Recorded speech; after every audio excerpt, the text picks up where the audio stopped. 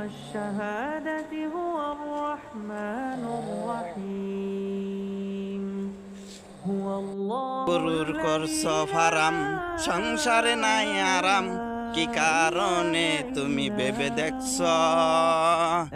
11 মাস দুধ বেচ 50 হইতে 60 টাকা, এক মাসে তোমরা দেও জনগণ রে ঠেকাইয়া 120 টাকা 100 টাকা উটকি দায় কেউলা বাস।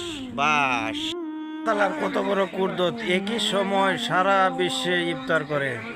মুসলমানদের ধর্মীয় একটা মাহে রমজান, আল্লাহ এই টাইমে কত বরকত নাজিল করছে।